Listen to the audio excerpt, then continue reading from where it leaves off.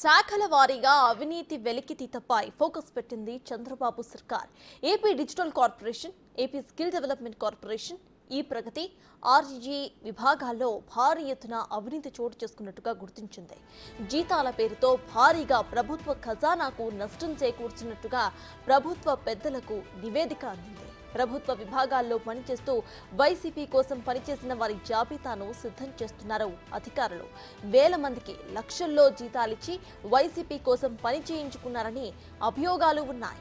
5 ఏళ్లు ఆఫీసుకు రాకుండానే చాలా మందికి జీతాలు చెల్లించినట్లుగా తెలుస్తోంది. 5 ఏళ్ల కాలంలో జరిగిన నియామకాలు, వారి అటెండెన్స్ వివరాలను సేకరిస్తున్నారు అధికారులు. సమాచారం ఓ కొలిక్కి వచ్చాక ప్రభుత్వం కేసు నమోదు చేయబోతుంది.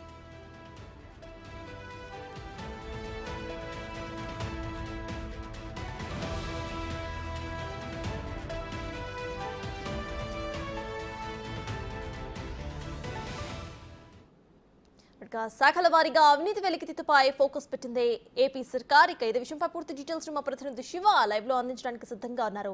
శివ, చెప్పండి, ఇటు పలు శాఖలపై అయితే ప్రెసెంట్ ఫోకస్ పెట్టినట్టు తెలుస్తోంది, అక్కడ జరిగిన అవినీతిని వెలికితీస్తున్నట్టు తెలుస్తోంది చంద్రబాబు సర్కార్. ప్రెసెంట్ అప్డేట్స్ ఏంటి? సత్తాజ్ మొత్తం మీద చూసుకుంటే గత ప్రభుత్వ హయాంలో లక్షల వేల కోట్ల రూపాయలు అవినీతి జరిగింది. చాలామంది ఉద్యోగులకు సంబంధించి కూడా కనీసం వారు ఆఫీస్కి రాకుండానే నెలకి లక్షల్లో జీతాలు చెల్లించిన పరిస్థితి కనిపించింది. ఏపీ డిజిటల్ కార్పొరేషన్, ఈ ప్రగతి, అలాగే డిజిటల్ మీడియాకి సంబంధించి ఆర్టీజీఎస్ విభాగాల్లో పనిచేసిన వారికి వేలల్లో రూపాయలు జీతాలు ఇచ్చారు.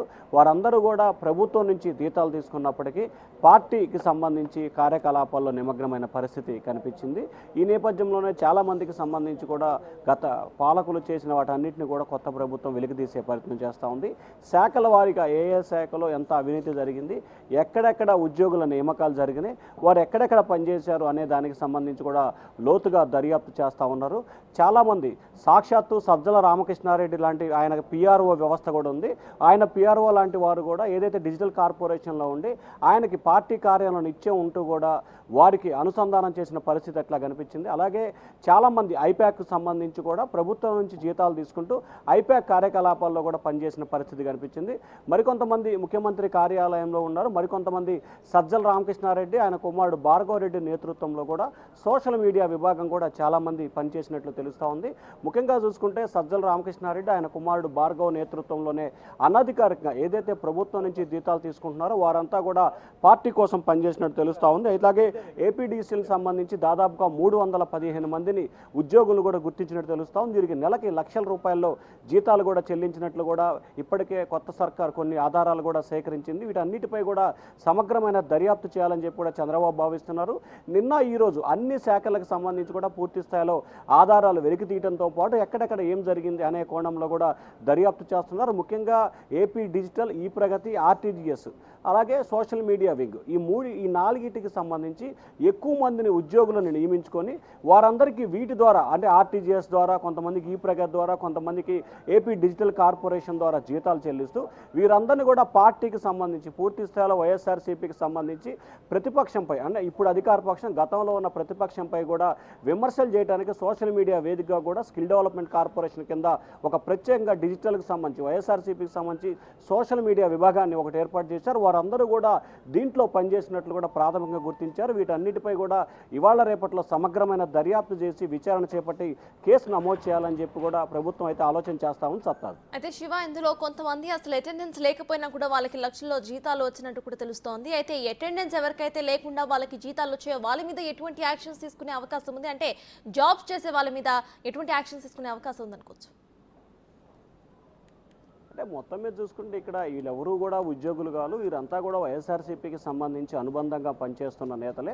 వారందరినీ కూడా దీంట్లో డిజిటల్ కార్పొరేషన్లో కానీ లేకపోతే ఈ ప్రగతి అలాగే ఆర్టీజీఎస్ కింద ఉద్యోగాల్ని నియామకాలు చేసిన పరిస్థితి కనిపించింది.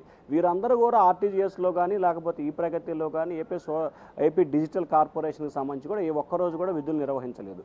వీరంతా కూడా అక్కడ ఎంప్లాయీలుగా చూపిస్తూ సక్రమంగా అటెండెన్స్ కూడా లేకుండా వారు నిత్యం పార్టీ సంబంధించిన కార్యకలాపాల్లో బాధ్యతలోనే కొనసాగుతూ ఉన్నారు. వీరంతా కూడా అనధికారికంగా, ముఖ్యంగా సజ్జల విషయంలో కానీ ఆయన కుమారుడు భార్గవ్, వీరంతా కూడా సోషల్ మీడియా విభాగం చూస్తూ ఉన్నారు. అలాగే వాళ్ళకి పిఆర్ఓలుగా వ్యవహరించడం, ఇట్లా రకరకాల అంశాలకు సంబంధించి చూడటం, అలాగే అప్పటి ప్రతిపక్ష పార్టీలు చేస్తున్న వాటన్నిటికి సంబంధించి వారి వద్ద నుంచి ఏం చేస్తున్నారు ఏమిటనే డేటా సేకరించడం, వారిపై సోషల్ మీడియాలో నెగిటివ్గా పోస్టులు పెట్టడం, ఇట్లాంటి కార్యక్రమాలకు సంబంధించి వినియోగించారు. కాబట్టి ఖచ్చితంగా ఎవరెవరైతే 2019 ప్రభుత్వం ఏర్పడిన తర్వాత ఉద్యోగ బాధ్యత స్వీకరించారో వారి అటెండెన్స్ ఏ విధంగా ఉంది, వారు ఎన్ని రోజులు సంబంధించి జీతాలు తీసుకున్నారు, ఎన్ని రోజులు పనిచేసినట్టు అటెండెన్స్ ఉంది, అలాగే వీరు ఎక్కడెక్కడ పనులు చేశారు, నిజంగా పనులు చేశారా లేకపోతే ప్రభుత్వ వద్ద జీతం తీసుకొని పార్టీ కార్యకలాపాల్లో పాల్గొన్నారా అనే కారణానికి సంబంధించి కూడా దర్యాప్తు అయితే కొనసాగుతూ ఉంది. ఖచ్చితంగా ఎవరైతే వీరిని అపాయింట్మెంట్ చేశారో వారిపైన, అలాగే ప్రభుత్వం వద్ద జీతం తీసుకొని పార్టీకి పనిచేశారో వారిపైన కూడా ఖచ్చితంగా చర్యలు తీసుకొని అవసరమైతే వీరందరినీ జైలుకు పంపించేందుకు కూడా కొత్త ప్రభుత్వం సిద్ధమవుతున్నట్టు కూడా తెలుస్తాము. సత్తాజ్. Right, thank you Shiva.